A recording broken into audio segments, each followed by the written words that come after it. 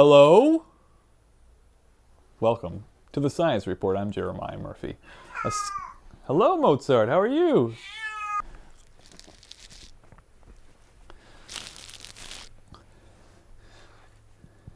A scan of the Science News headlines today brought up a few interesting stories. First, as you may have heard, Stephen Hawking is teaming up with Russian billionaire Yuri Milner to explore a neighboring galaxy by sending $20 billion postage stamp-sized spaceships into space.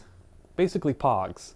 POGs in space. We're flinging POGs up into the air like we just don't care. If you don't know what a POG is, head down the hall, take a left, and look for the 90s.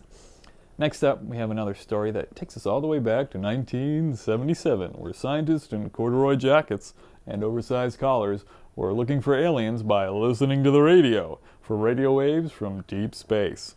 On August 15th of that year, 1977, something came through the static.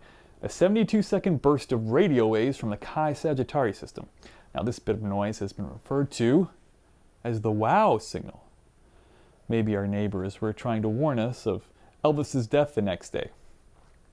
The signal continues to be a mystery and hasn't been replicated since. However, ex-Department of Defense analyst and current astronomy professor Antonio Paris, is that a real name, wants a crack at this problem. And has there ever been a message that the U.S. military-industrial complex hasn't wanted to listen in on?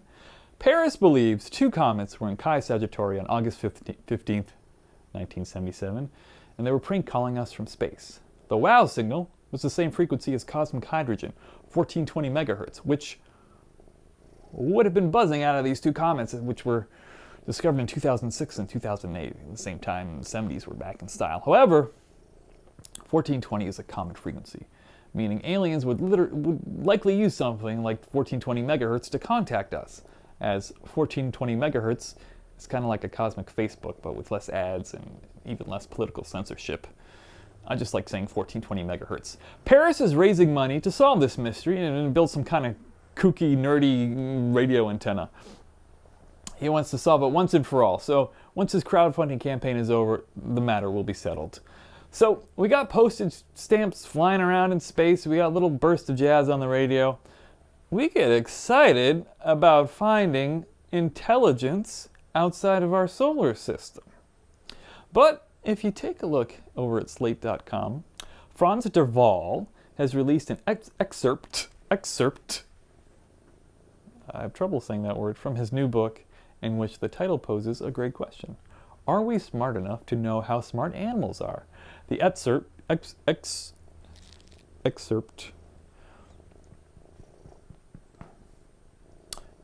delves into chimpanzee intelligence, which, in certain mental tasks, exceeds human abilities. And I'm not talking about picking up lice or throwing poop around. These monkeys can memorize number sequences faster than you and me. So is it too late to take my taxes to one of these guys? De Waal goes on to explain that views of animal intelligence are very conservative these days. Many scientists putting up an invisible wall, sorry for the pun, Franz, but invisible wall would be a great superhero name if you were bombarded by cosmic chimpanzees. But anyway, there's an invisible wall between humans and the rest of animals regarding intelligence. Whereas if you look at evolution, everything is fluid, everything develops. It makes no sense that only one animal, you, me, and that Muppet, would have consciousness, awareness, and smarts. De Waal labels the idea that only humans are smart as neo-creationism, stating that the rationale for creationism is the same rationale used for dismissing animal intelligence. I always thought creationism was a coffee creamer brand, but turns out it's actually a competitive theory to evolution, just like Batman is a competitive theory to math class.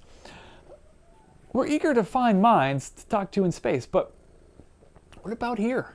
Chimpanzees, pigs, crows, Inky the octopus? There's no shortage of brains on Earth.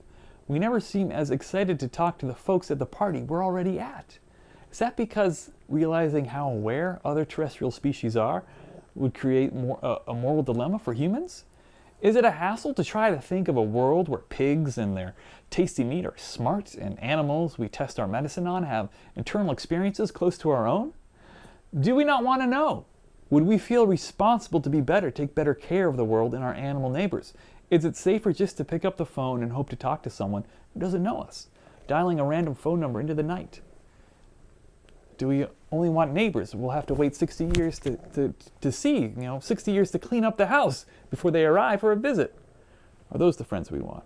Does Mozart want to get down?